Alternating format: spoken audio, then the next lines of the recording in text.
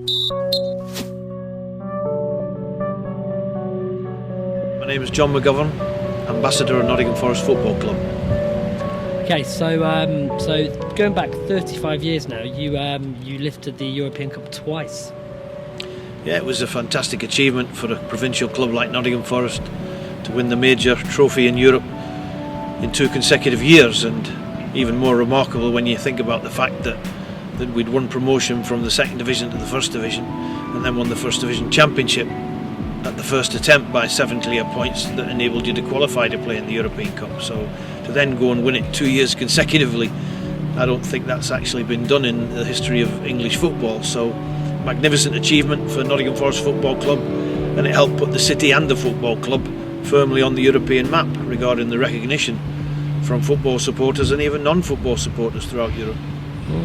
So what are your memories of those games? Firstly, the first final. Yeah, the 1979 final was against the Swedish side Malmö in the Olympic Stadium in Munich, 1979, and it's one of those matches where we were perhaps favourites for that match and wanted to put on a little bit of a show.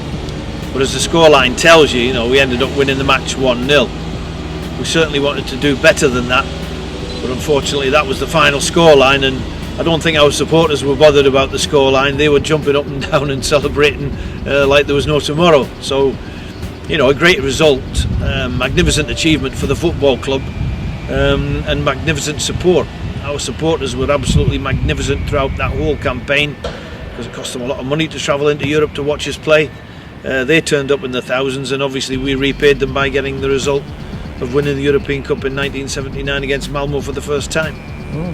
And then a year later you go back and you do it again. Well, this one probably wasn't expected, because I think a lot of the media had written us off as one-season wonders, and they certainly can't do it again, because they're not that talented. So we broke a few media's hearts in the second campaign, because we lost Trevor Francis, our first £1 million striker in British football, to an Achilles injury at the semi-final stage. Had a young boy called Gary Mills, 17 years of age, to take his place. So obviously we were below strength. The star striker of Hamburg was Kevin Keegan.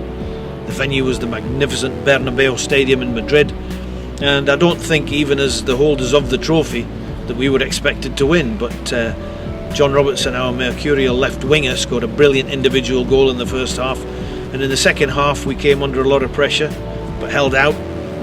We were magnificently organised.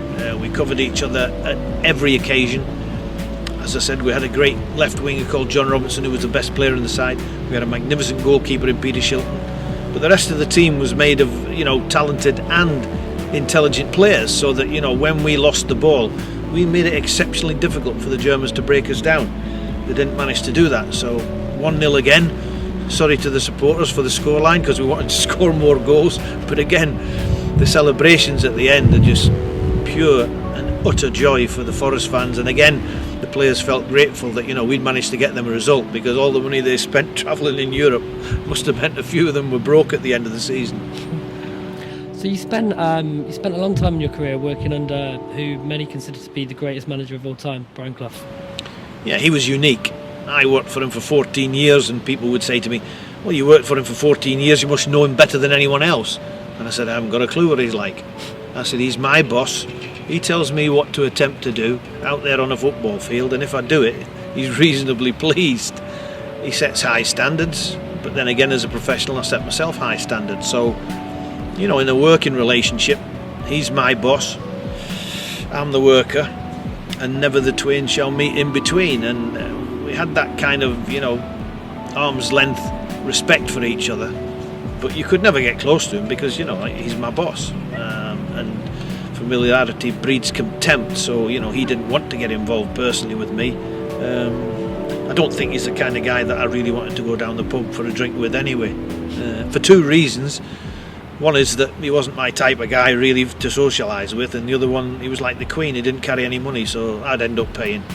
But a unique manager, along with Peter Taylor, the best management team I think football has ever produced.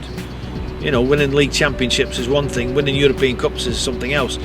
But when we'd already won the league championship at Derby County as well, it just brings into recognition the amount of success that Clough had. and the brilliance of Peter Taylor alongside him needs almost equal credit for that. So Nottingham's now the city of football. What are your hopes for the next year and a half? What would you like to see? Well, it's a city of football, and obviously, you know, we've won this grant and won some money that we can promote the game in the area. And if ever something keeps kids out of trouble, it's maybe going and playing sport. So, you know, football for me has always been my life. If I can go anywhere in the city and encourage youngsters to kick a ball rather than trying to break windows or break into houses or get themselves in trouble, then, you know, I will do that, because football's a real healthy way of life as well. And even if you don't end up being a professional, you can get a lot of fun with some teammates kicking a ball around trying to get a result on a Saturday. So, you know, just because I had so much out of the game itself, I'm not going to say something daft like I want to put something back in, but, you know, I like to encourage youngsters to play football because it provided me with a magnificent life. And even if players don't become professionals, running about kicking a ball on a Saturday or a Monday night or Tuesday night or every night, you know, it's a great way to stay fit.